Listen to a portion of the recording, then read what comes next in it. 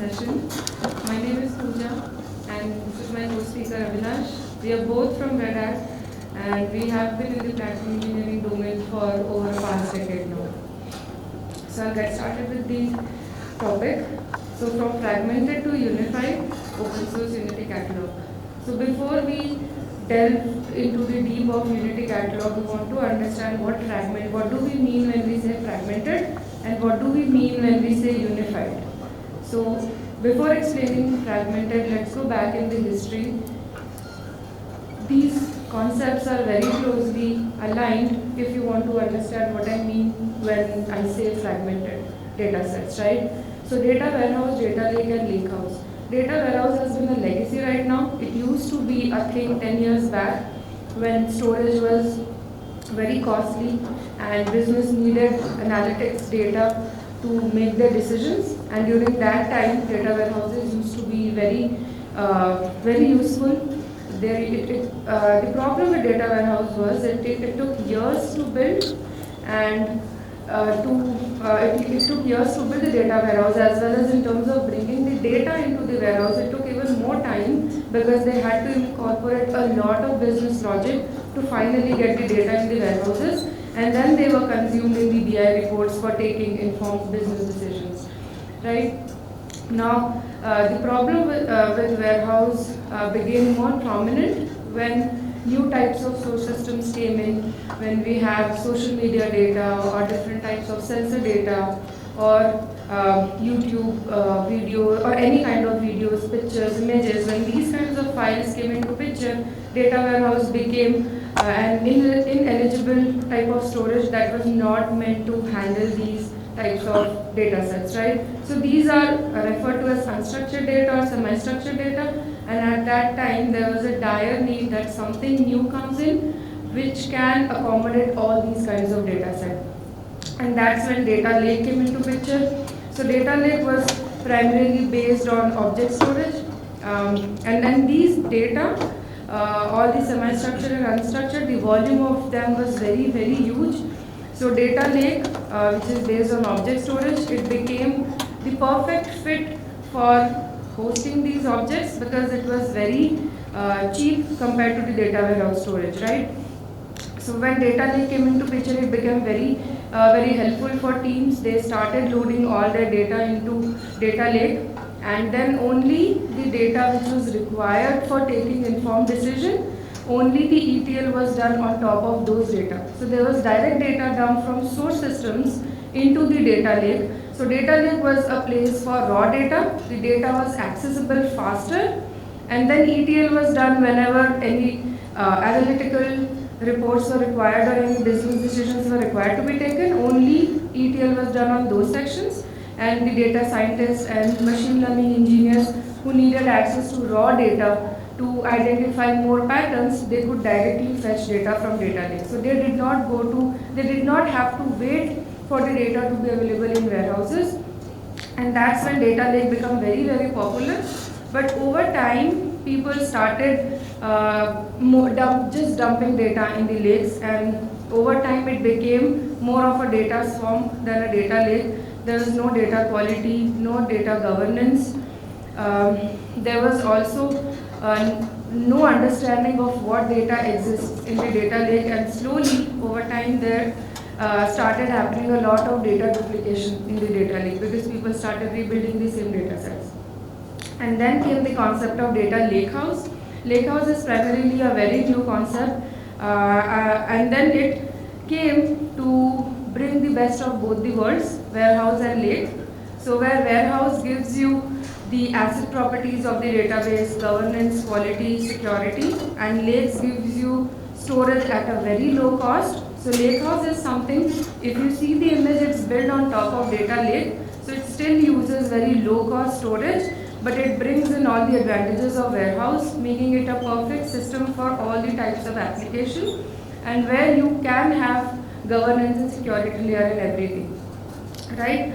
Now coming back to, now if you look at this image, this would make much more sense right now, because on the far left is the warehouse, which is very organized, structured way, and then lake is something which is open, anything was dumped, and then lake house, which is a combination of lake, and on top of it we have warehouse.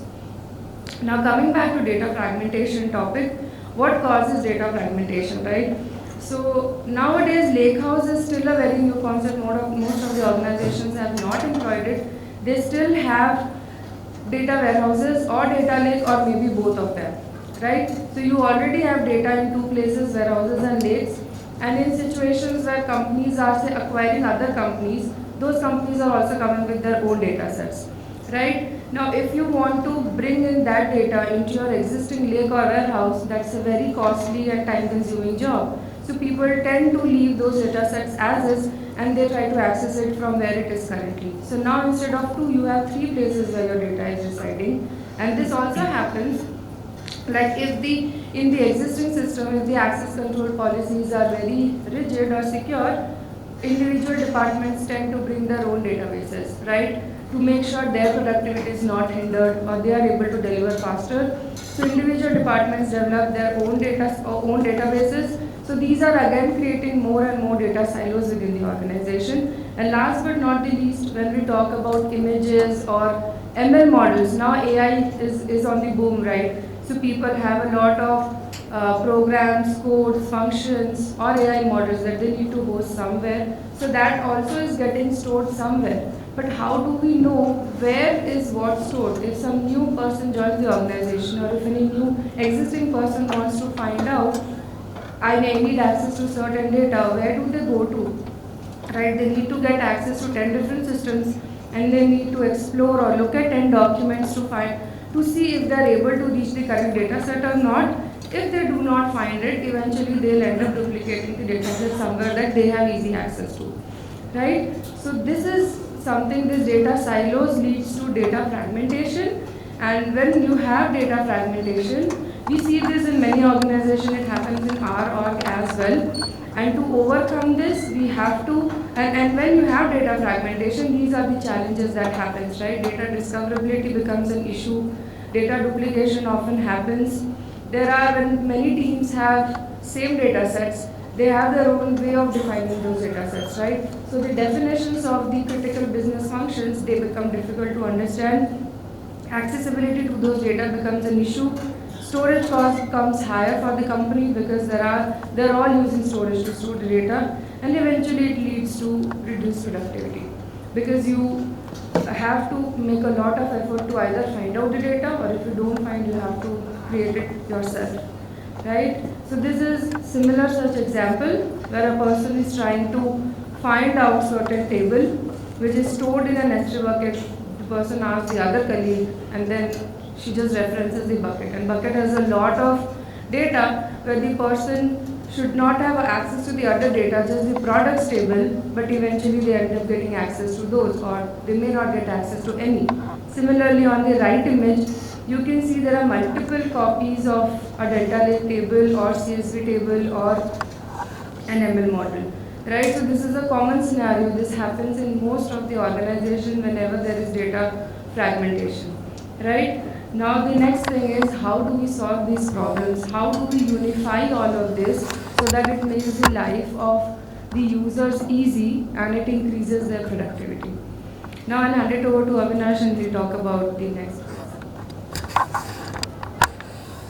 Thank you, Puja. So Puja has done a good job in talking about what are the problems with data fragmentation, how do we land in there, and so there is a dire need of unification.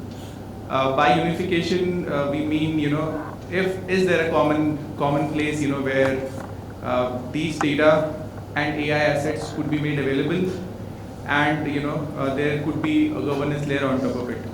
So what could solve this is a data catalog. And when it comes to data catalog, there are a lot of data catalogs in market today. They do cataloging, they do solve the problem of data fragmentation and governance. But when AI is disrupting every industry, there is now a need of a unified catalog which could unify data and AI assets together. Then Unity Catalog is here to rescue. As they say, it's industry's only universal catalog for data and AI. I have highlighted AI here because at present this is the one which unifies both these assets. Unity Catalog, what is so special about it? Why is this cataloging tool special? So Unity Catalog used to be a proprietary Databricks software until July last year. During the Data and AI Summit last year, Databricks open sourced this tool. It still doesn't have feature parity with the proprietary version, but there is a lot of features which the open source version supports. It's open, it's under Apache 2.0 license. It has an open API specification for server and clients. It is a sandbox project with LF AI and Data Foundation, which is part of Linux Foundation project. The good thing is, and the best part here is specified in this diagram, so it is interoperable across any formats and any engine. So it used to be the case that, users are using Snowflake and Databricks both. Snowflake follows the Iceberg API, and this Databricks have their own Delta API. So companies were defining proprietary formats to communicate between these. So it was really difficult for a customer who was a customer to both of these. So this is unifying that across. So it supports Delta Lake, Apache Iceberg, via Uniform, Parquet, CSV, JSON, and many others. It also implements a common catalog which caters to the Iceberg REST API and then other open API specifications. And in the diagram here you see tables in these formats, AI assets which have functions, models. We'll go deeper into it in the demo, and then the unstructured or semi-structured data in terms of audio, text, videos, and images. Unified governance for data and AI.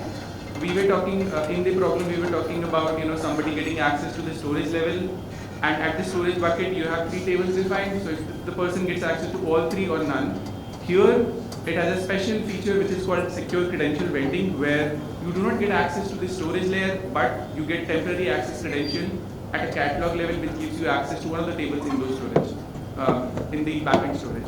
It manages unstructured data as such, image and documents and GenAI tools with a single universal catalog. This, if you recall this image, now we are able to do a comparison without a data catalog or with. And then here, if you see, the arrow was stopping here, but now it's a fine-grained access control, not a coarse-grained access control, which was the case before. The user is getting direct access to product table and not to users and AI assets. The same thing here. Now the data discoverability, data duplicacy, everything is solved via one catalog. Users are able to find data lineage, find whether data exists or not, and then access it appropriately via governance layer. This is how it looks like. This is first peek into how the Unity Catalog UI looks like. There are 4 types of assets: tables, volumes, functions, and models. Tables are like regular tables, and then volumes are where it's like file system. It could be mounted on an object storage. It could have CSV, JSON, images, videos, anything. Functions are like any function. They are a reusable piece of code, which now you are exposing via a common API, and then comes the AI models. Now, how do you get your hands dirty? So how do you register a table to catalog? This is there are multiple ways to do it. Unity has their own binary. Then they have a Python client which you could use to do operations across. So this is a simple example of using the UC binary to create a table. So you specify the name of the table, what are columns it has, where it is stored. It could be stored in S3. For now, it's stored on my local, and then the auth token. So it supports external ID provider. At present, Google is supported, so you could specify authentication via Google ID provider and then set authorization locally on the server. And then the focus here was AI assets, right?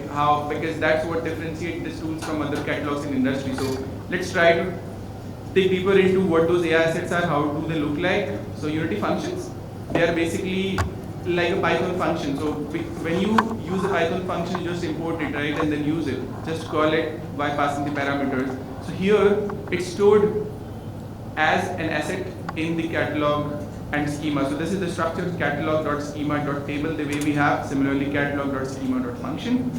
It could be used to apply permissions or filters, and it could also be used to call models and return inferences. We'll see that in a while now. Models. So how does it look like? So if we have worked with models before, MLflow is a very popular tool for running experiments and then registering models. So Unity Catalog is used as a model registry for MLflow. There could be n number of model registry. S3 is one of them. MLflow itself has a model registry. But here in this example, Unity Catalog is acting as a model registry. So similar, this is the beauty here. Everything is structured like catalog.schema.asset. Asset could be table, model, anything.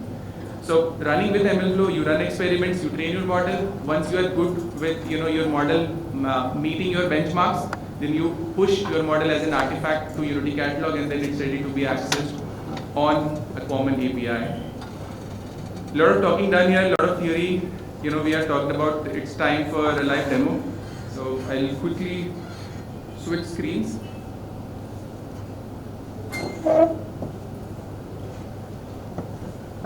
So this is a demo repository which we have created. We are also linking this in the slides if you want to follow along later on after the session is over. So this is a very simple setup where I have 3 different Python scripts. As I talked about it, Unity has a Python client, which is this. So Unity Catalog AI core client. So what we'll be doing, as we saw in the slides, we'll be registering a model first.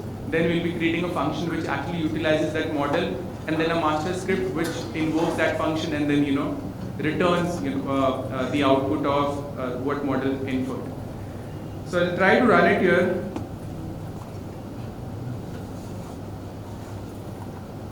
Quick walkthrough. I'm not sure if I'll be able to go through it, but a simple setup where I'm just specifying where does MLflow run. MLflow and Unity all are running on my local host. MLflow is at 5000 port and UC server is at 8080. I'm setting up authentication because, as I told you, it's using my Google account. So I'm using my token and exposing it as this. Then we are reading a CSV. This is the healthcare diabetes prediction data set which we are using here. Dropping a few identifiable columns and then splitting the testing and training data. And here is what MLflow does the magic. We are using bagging classifier model for this classification problem. Training it here. This is an example input, and then this is what runs the experiment and thus pushes the model as an artifact. So I'll quickly run it. We'll try to see what are the logs here. If you see, created version 6 of this model. And then if I go back to Unity UI, this is the Unity UI, I'll go back to my models. This is the diabetes prediction model. You see version 6, the current time. This is version 6, which was pushed right now. Now we'll try to make use of that model in the function. So this is predict diabetes possibility function, again a UC function, where we are again authenticating to Unity, setting the registry URI where this will be loading it from, and then the model version. For demo purposes, I'll be changing this version to 6 because 6 version is what which just pushed. So this will create a function, a simple getting token, setting everything up, and then this UC client.create Python function is what actually creates it. Running it here, and then coming back to my function. This is my predict diabetes possibility. If you see here, if I refresh. This is using the version 6.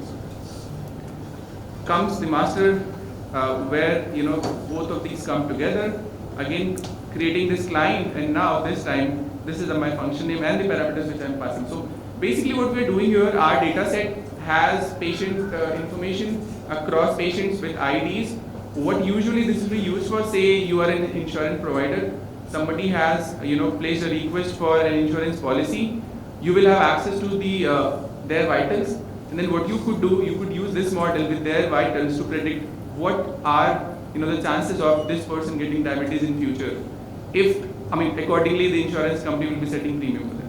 So similarly, I'm just setting up these glucose level, blood pressure, insulin level, BMI, everything, passing my token, and then here is what it executes. So running it here, calling the same function. And it's not a very fancy output, but this is important here. So diabetes prediction 0. So the person with these vitals is highly unlikely to get diabetes. So this is what brings these three together and ends my demo. Coming back to the slides. How do you follow along? This is the same Git repository which I have used right now to demo this. this you could follow along to one setup, Unity server, UI, Spark, everything else what is needed, and then run these demo at your leisure. About references, Puja, you want to talk about it? So initially when I spoke about data lakehouse, that it brings data governance features into a data lake. So how does it do that? When you are building data lakehouse, you need to use either of these three special types of files. So they add additional metadata on top of the standard files like Parquet, ORC or Avro, which is used for data lake, right? So if you look at Hoodie, Delta Lake and Iceberg, they all come with their special metadata section, which helps them to in implementing the concurrency or asset properties on the Delta Lake and data lakehouse, and eventually they help implement governance on the data lakehouse. And lastly, if you, for example, already have a data lake in which you have a lot of Parquet files that you're storing, right, and you wish to move into a data lakehouse, then Apache Xtable is a format which helps you to easily transfer from one file format to other. So for example, if you have a Parquet file, you can easily convert them into Hoodie format, and then from Hoodie you can convert them into Delta and Iceberg. So converting them to Hoodie is done straight away via Python, and we have our source code linked in the Git repo. And once you have in Hoodie format, you can easily change from one file format to other using Apache Xtable. And then once you have data lakehouse or data lake, you can easily integrate it with Unity and get the benefits of Unity. Thank you everyone.